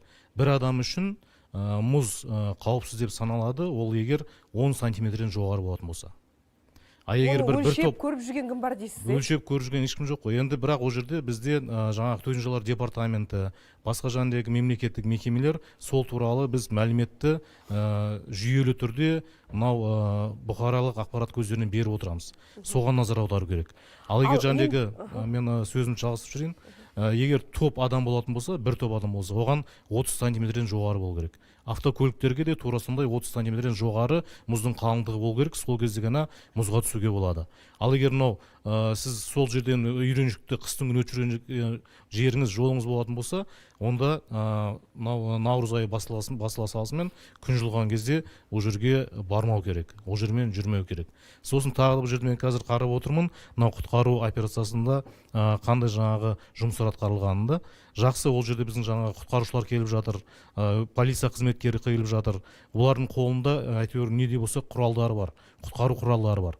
Бұл жерде енді адамдар мынау өздері көріп отырған соған көмекке келетін құр өзіміздің азаматтарымыз болатын болса, ол жерде айтатын нәрсе, олардың мойнында егер шарф болатын болса, беліндегі белбеуі белдегі болатын болса, немесе үстіндегі бір матасы мықты сырт киім болатын болса, соны лақтырып жеткізе білу керек. Одан кейін жаңағы адамға, мұзға құлаған адамға аяқпен тұрып баруға болмайды.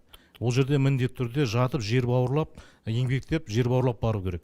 Сол кезде сіздің денеңіздің салмағы тек қана екі аяққа түспейді дағына, бүкіл денеңізге түседі. Ол жерде мұздың көлеміне салмақ көбірек түспейді. Сондай бір қауіпсіздік жағдайлары бар. Әрине жанындағы 4 минут уақытында жетіп отыр біздің әріптестеріміз. Бұл жерде айтатын нәрсе, біздің мынау Қазақстан Республикасының ішкі істер министрі генерал лейтенант Тұрғынбаев мырза былтырғы жылдан бастап барлық осындай жергілікті полиция қызметкерлерінің көліктерінде сол адамды судан құтқару құралдары болу керек деген тапсырма қойды. Қазіргі таңда олардың көпшілігінде ол алынды. Ондай жағдайды мысалға, Бауыржан мырза, терезеден көріп тұрсақшы, мысал үшін, мен ерте осы қыс өзіңіз айтқандай наурыз айына дейін деп тұрсыз, қазір өзі қыс қатты емес. Оны айтуымыз керек, соншалықты қытымыр аяз да көріп жатқан жоқпыз. Сондай жағдайларда біз мысалға үйден тұрып телефон шалуымыз керек па? Сіздің ең басты сіздің ол жерде ең бірінші істейтін нәрсеңіз, ол 112-ге, 101-ге немесе 102-ге міндетті түрде телефон хабарласуыңыз керек. Сосын ол жаңағы жағдай қай жерде болып жатқанын соны деталь айтып берсеңіз жетеді. Ал егер сіз көшеде тұрсаңыз далада, жақсы. Жақын жерде тұрсаңыз, жаңағы жағдайды жасау керек. Біздің көрерменге көп ақпарат бердіңіз деп ойлаймын, Елордадағы неше түрлі мұз мүсіндерін кім жасайды, олардың ерекшелігі неде? Ол жайлы шағын жарнамадан соң білетін боламыз, арнадан ауыспаңыздар.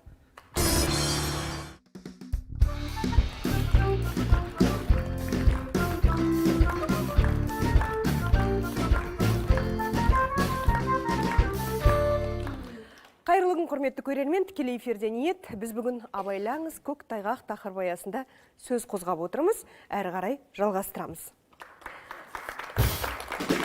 Қыс айларында қалаға көрік беріп, сәнін келтіріп тұратын түрлі мұз мүсіндерін көзіміз шалатыны рас. Оны кім жасайды? қалай жасайды білу үшін келесі қонағымызды шақырайық. Ғалымжан мырза бүгін студияда қонақта. Келіңіз, Ғалымжан мырза. Жігіттердің жанына жайғассаңыз болады. Қош келдіңіз. Алдымен сіз туралы шағын бейнесюжет көріп алайық.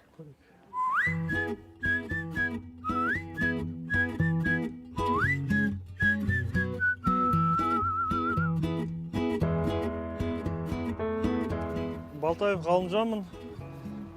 Осы іспен айналысып жатқаныма студенттік уақытымнан басталған. 2000 жылы оқуға түсіп Жезқазған қаласына, Байқоңыр атындағы университетке. Содан 2004 жылы бітіріп, тәмамдап шығардым. Студенттік шағымызда соның арасында Жезқазған қаласында, Сатпаев қаласында бірнеше осындай мұздан жасалатын мүсіндерді жасап шығаратынбыз. Қиын болады, қиын мүсіндер болады. Ол енді арзан бағаға оны ешкім жасағысы келмейді. 250 мыңнан басталатын шығар деп ойлаймын өзім. 250 мыңнан басталады деп қалдыңыз. Иә. Керемет жұмысыңыз. Сіз де мөл сағалар сияқты қыстың келгенін тілейтін шығарсыз тезірек. Енді әрине кейбір азаматтар бар, бұл жерде жалғыз бір ғана адамның істейтін шаруасы емес. Бұл жерде бірнеше команданың істейтін шаруасы. Сол себептен кейбір азаматтар бар, солардың арасында тұрақты жұмыстары жоқ, мысалы үшін. Сондай адамдар сол кезеңді, сол мезгілді күтеді. Сіздер осы мөл сағалар қойған мұзды алып кетесіздер, ісіңізге жаратасыздар. Әлде арнайы? Жоқ, білмеймін, бұл кісілер қай жерде бірлесіп жұмыс істемейсіздер ме? Жоқ, мен бұл кісілерді білмейді екенмін. Қайдан аласыз мұзды? Оны да жаңағы кесетін өзінің жаңағы адамдары бар. Кесетін жаңағы есімдері. Анау мұзды алмаймыз деп қойсаңызшы. Әрине, оның қалыңдығына қарайды, оның жаңағы мөлдірлігіне қарайды, оның қалай түзу кесілуіне қарайды, оның жаңағы дұрыс тасымалдауына қарайды, шытынамау керек, сынбау керек деген сияқты. Бүтін болу керек, әкеліп жеткізгенше. Бұл салада жүргеніңізге қанша жыл болды? Енді бұл тұрақты мұншама жыл болды деп айта алмайтын шығармын, бірақ жаңағы айтып өткендей студенттік уақытымыздан бастап жасадық. Сол істерді қолымыздан келетін байқадық. Содан әрі қарай дамытып жасаған кезеңдер болды. Сол кездерде. Одан кейін енді бұл жылына бір рет қана болатындықтан біз енді басқа да жұмыстардың көздерін қарастырамыз ғой. Иә. Сол себептен басқа да салаға кетіп жұмыс істейтіндеріміз болады ішімізде. Менде де сондай бірнеше жыл арада өтті. Сосын кейін осы міне 1-2 жыл болды, енді қайтадан қолымызды босатып, сол мезгілде, желтоқсан айында. Соған атсалысып кіріскен жайымыз бар. Негізі бір мүсінді жасауға қанша уақыт кетеді?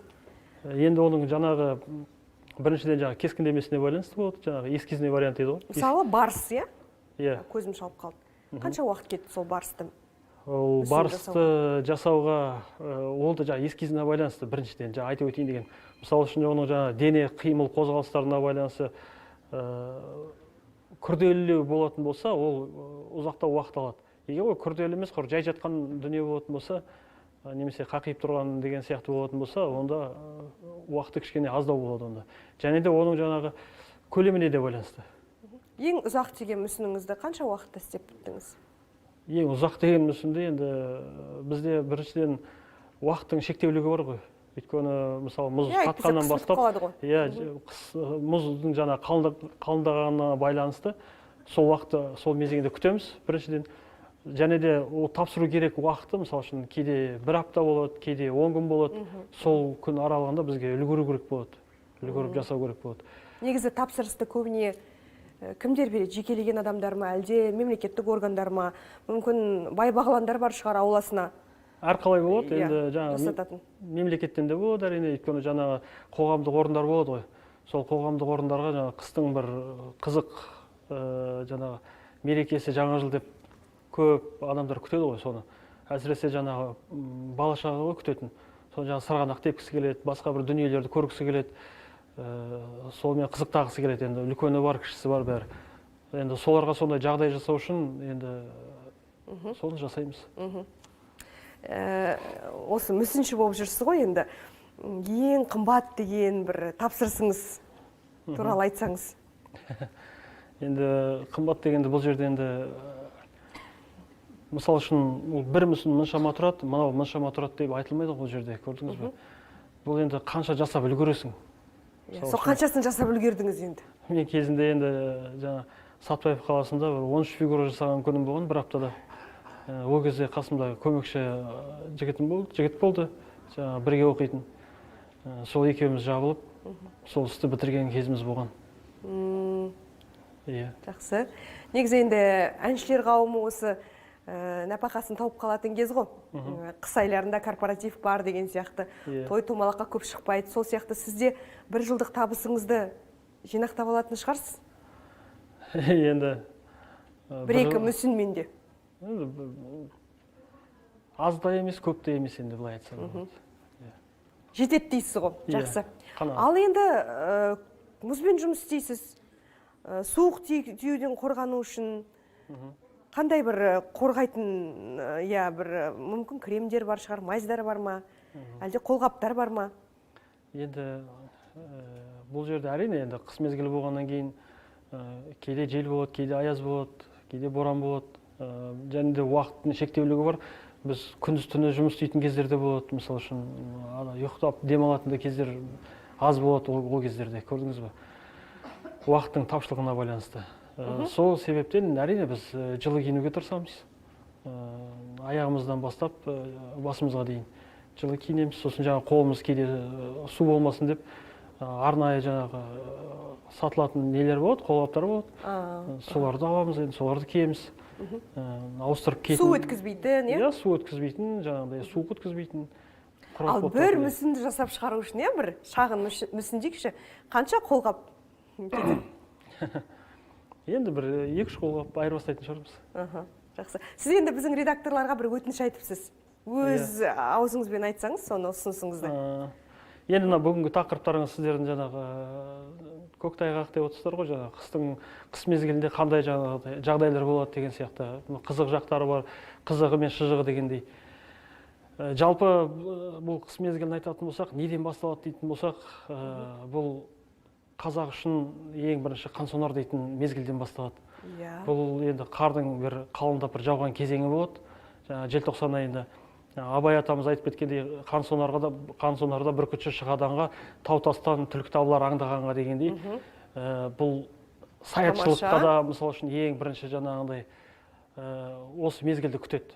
Саятшылық болсын, аңшылық болсын, мысалы үшін.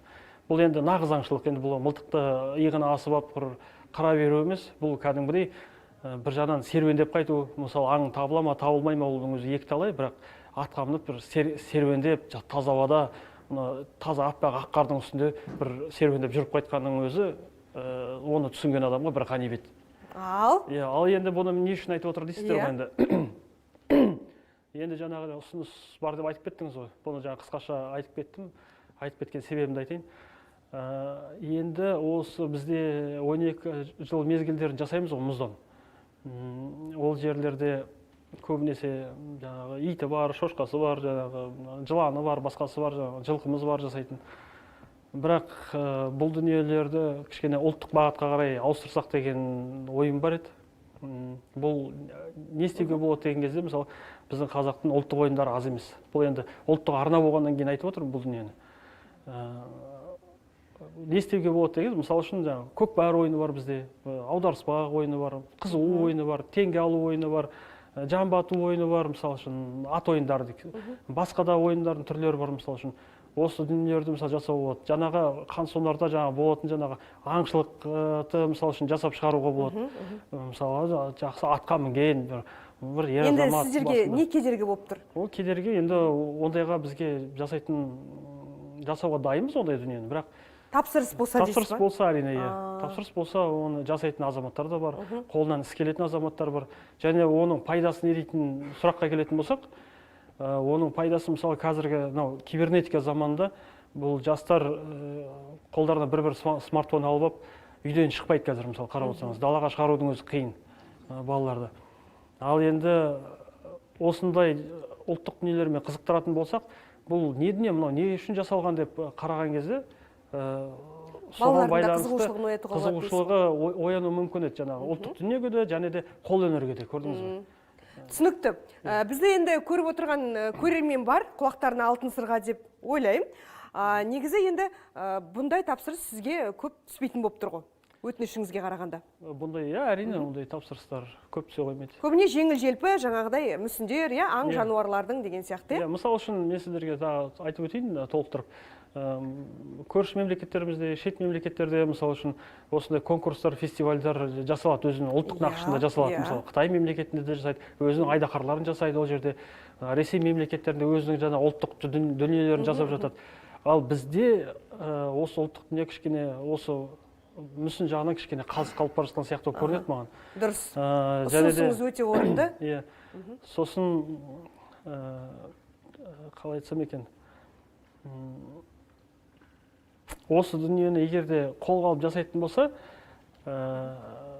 бірталай дүниеге мысалы түрткі болатын еді деп ойлаймын. Неге десеңіз, бізде мысалы ұлттық дүниені, жақсы дүниені... Артыңыздан өсіп келе жатқан ұрпақтың қызығушылығын оятуға болады дейсіз ғой. Ол бір мәселе, екінші мәселе, мысалы біз көбінесе тілмен бағыт-бағдар жасауға тырысамыз ғой, мысалы үшін. Біреулер өлең шығарып жатады, біреулер Фейсбукта бірдеңе шығарады, сөзбен ғана істің бәрін өндіре береміз. Сонымен елдің бәрі өзгеріп кетеді деп ойлаймыз, бірақ көзбен де көретін дүние керек. Іске көшетін кез келді дейсіз ғой. Жақсы. Көзбен де көретін дүние керек. Рахмет. Ұсынысыңызға рахмет. Құрметті көрермен, аяқ киіміңіздің табаны таймас үшін қандай шаралар қолдану керек? Әріптесім дайындаған бейнематериалға назар аударайық. Аяғыңыз тайып, бір жеріңізді майып қылып, аурухана есігін қақтыңыз ба? Аймен Омарбек қызы автобусқа үлгеремін деп жүгіріп, ойда жоқта тайып құлап, аяғын сындырып алады. Остановкаға бардым, 10-шы поликлиникаға. Сол 10-шы поликлиникаға 7-ші автобусқа отырайын деп, енді бара жатқан кезде құлап, сайғанап, құлап қалдым. Құлағанда тура аяғым неге тиді автобустың несіне, теміріне. И сол жерде аяғым сынды, тобаға. Мен тұра алмай қалдым. Бірақ қасыма келіп жастар, қасыма келіп мені көтеріп, остановкаға қайта барды. Содан кейін сол жерде тұрған жастар өздері звондап, мен алып скорыйды нетіп, сосын алып келді травматологияға.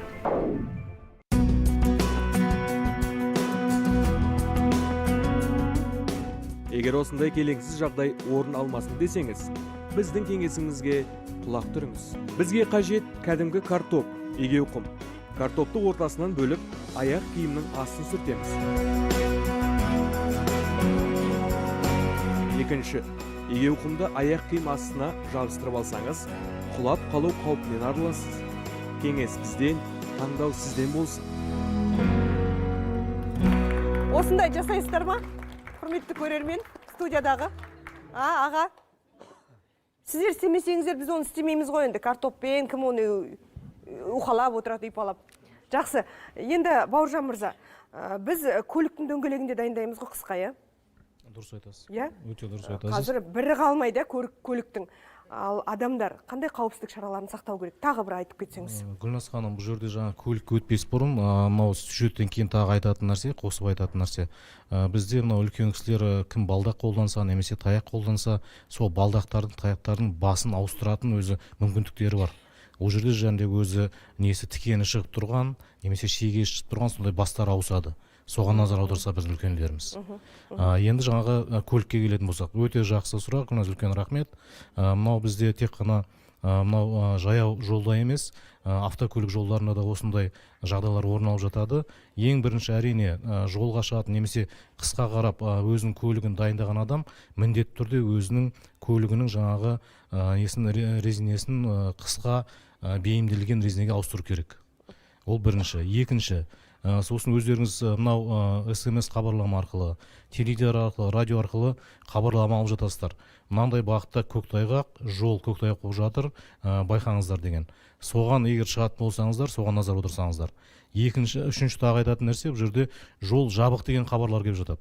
Сол жол жабық болған кезде, ол сіздерге жаңағы мәлімет үшін келетін нәрсе, сіз ойланыңыз, ой түйіңіз, сосын жаңағы баратын жолыңыздан бас тартыңыз деген ниетпен сіздерге ол хабарлама келіп жатыр. Сосын жаңағы сіздің баратын жағыңызда жол жабық болатын болса, жолға шығудан бас тарту керек. Ал егер жолға шығып ол жаңа хабарлама кеш келіп жолдың үстінде болып сондай оқиғаға тап болатын болсаңыз, жолға шығар кезде сіздің көңіліңізде не болу керек? Әрине ең бірінші өзіңізге сол мынау мерзімге байланысты жылы киімдеріңіз болу керек.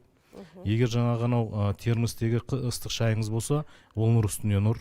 Сосын жәндегі балауыз шам дейді, свечи орысша айтқан кезде, сол көлікте болу керек.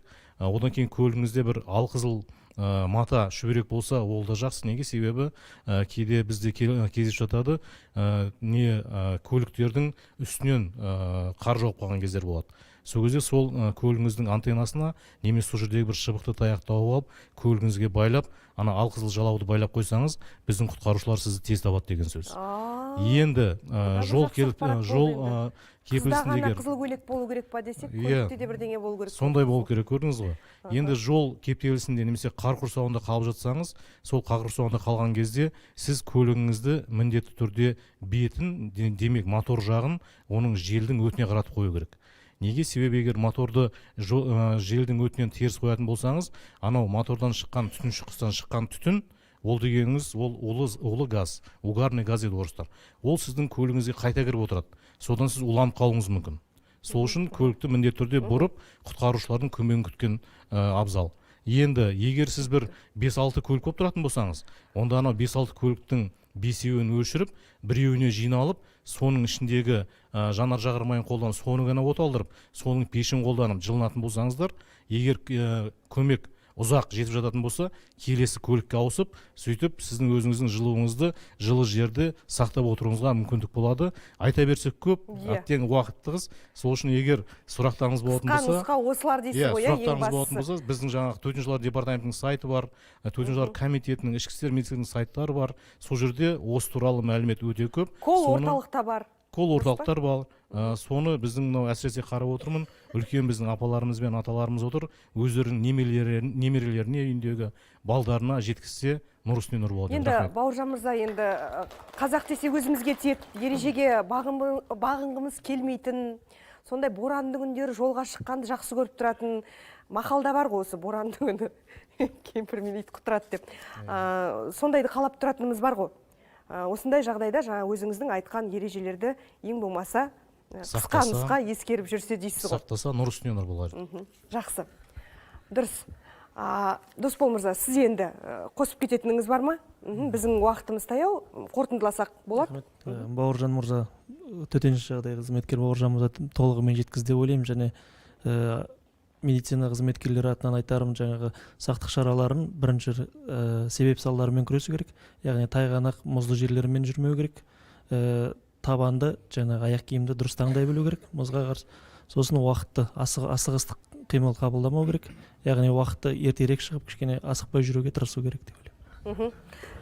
Аяқ киімді дұрыс таңдау керек деп қалдыңыз.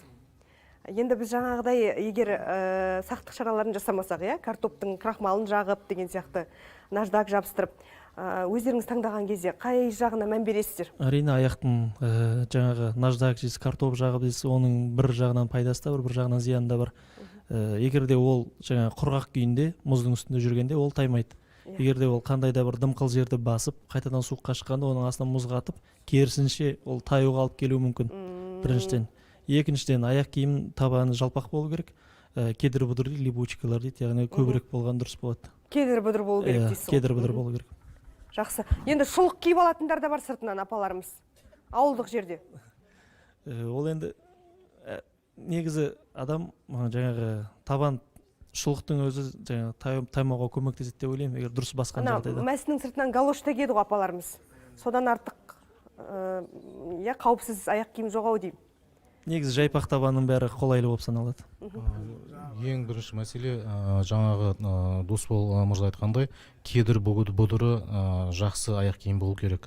Сосын жаңағы дұрыс айтып отыр, ол жаңағыдай крахмалды жағайық, немесе жаңағы шұлықты киейік, немесе жаңағы анау егеу құм деп жатыр, нажакты жапсырайық. Ол бірінші суды басқанға дейін. Одан кейін оны қайттан жасау керек болады.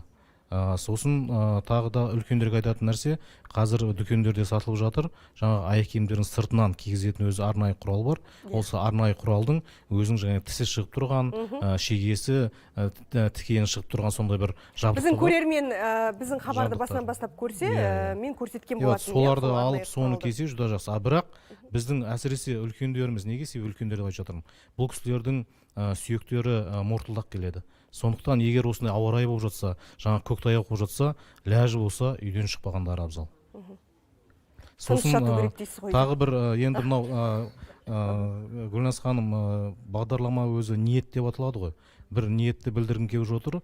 Бұл жерде біздің кейбір азаматтарымыздың арасында бір қате көзқарас сондай орын алған. Бізге жаңағы бәрін үкімет істеу керек, мемлекет істеу керек деген сияқты. Бұл жерде мысалы мен және бағдарламаның басында айттым, барлық жаңағы біздің бизнеспен айналып жүрген өзіміздің қандастарымыз, отандастарымыз, сол жаңағы өзінің бизнес нысанының алдындағы, есігінің алдындағы қарды, мұзды тазалап тастаса, негізі мемлекет деген кім? Мемлекет деген ол халық. Біз егер халық болып, бәріміз бірге күш салып, соның бәрін істемейтін болсақ, тек қана мемлекеттік қызметкер ол тірліктің бәрін істеп өндіре алмайды. Сондықтан мен өзіміздің отандастарымызды, Нұр-Сұлтан қаласының тұрғындарын, біздің әсіресе мынау бизнес жүйедегі жүрген қандастарымызды сол жаңағы ең болмаса өзінің нәпақа тауып отқан нысанының алдын жарқырап тазалап қойса десем. Рахмет. Немесе ана судың ішінде жатып алып төтенше жағдай қашан келеді деп жатуды қойыңыздар дейсіз ғой. Енді абайлап өткен дұрыс. Абайлап өткен дұрыс. Ең бірінші адамның қауіпсіздігі өзіне байланысты, өзінің көзқарасына байланысты. Рахмет. Енді сынықшы ретінде мен енді қысқа нұсқа қандай өтінішіңіз бар? Қысқа нұсқа айтып кетейін. Мына ағаларым айтқанына қосылам. Негізі мына жаңа көктайғақтың несінде қолдан келгенше, енді ол оқыстан келетін нәрсе ғой. Қолдан келгенше айналып өту керек сияқты да, мұздан. Жаңағыдай бір құлап қалмайтындай жаңағыдай бір жолмен өту керек та. Өзіне бір сенімді өту керек деп ойлаймын. Жаңағыдай мен ананы салып алғанда құламаймау деген нәрсе жоқ. Ол аяқ асты оқыстан болатын нәрсе. Сол себептен кішкене өз-өзіне бір жаңағыдай неште өту керек та. Жақсы, түсінікті. Құрметті көрермен, қыстың ызғарлы күндері де басталып келеді. Еліміздің солтүстік, оңтүстік өңірлерінде жер тайғанақ. Сондықтан абай болып, сақтанып жүрейік. Ниет бізден, амал сізден болсын.